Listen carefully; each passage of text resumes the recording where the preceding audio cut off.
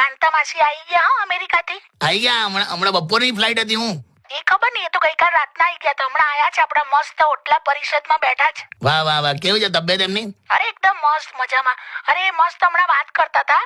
હા એમની દીકરી હંસા અને જમાઈ ચેતન ખરો ને, હા, ત્યાં જ ગયેલા ને એ હા, તે કહેતા હતા કે એમનો એટલો મોટો બંગલો છે અમેરિકામાં. એવું જોયેલી. અને એટલું બધું આ લોકો ઇન્ડિપેન્ડન્ટ છે કે બાથરૂમ ખરું ને, હા, તો આ હંસા અને ચેતન બંને માટે નળ પણ અલગ અલગ છે. નળ અલગ અલગ રાખ્યા છે એવું? તો આ હંસાનો એચ છે અને ચેતનનો સી.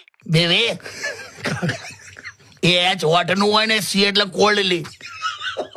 એ હંસા ને ચેતન નું હોય. હવે આ એવું કે છે, એની બુદ્ધિ તો કહેવાય તો આપણા ગામની જ ને.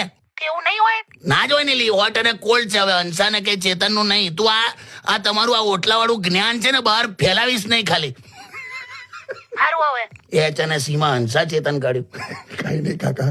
ચાલ હવે તું ત્યાં બહુ બેસી ના રહીશ. અરે બધી મસ્ત માહોલ મસ્ત જામ્યો છે. પાછું હું જમાવટ કરી. આ લોકો બધા એવું કહેવા માંગે છે કે અત્યારે છે ને ગરમીમાં હા, પાકિસ્તાનનું પાણી બંધ કરી દેવાનું અને ચોમાસું ચાલુ થાય ને એટલે છોડી દેવાનું. એમ તે એમને એમ કશું કર્યા વગર બરબાદ થઈ જશે. સરસ. તમે બધા એટલે જવાના છો એલઓસી પર આવું બધું કરવા? ના, એવું નક્કી નથી થયું. તો રક્ષામંત્રીને કીધું, વાત કરી? એવો નંબર ક્યાંથી મળે? આ બનતાલો બેઠા બેઠા ઇન્ટરનેશનલ ડિસિઝનો લો છો ઓટલા પર. તમારો ઓટલો દેશનો ગોટલો કાઢ નાખશે. હા, હું જોતો જેનું કામ જે કરે ને કરવા દે ને. હા, હવે ખાલી ડિસ્કશન કરીએ છે. હવે સાંભળો, હા, સાંજે તમે આવો ને તો પેલો લોટનો ડબ્બો ખોલી આપજો, મારાથી ખુલતો નથી. તઈ બેઠા બેઠા ઇન્ડસના ડેમ ખોલી નાખ્યા તે, ડબ્બા ખુલતા નહીં. બસ હવે સોરી. હું કહે બોલો.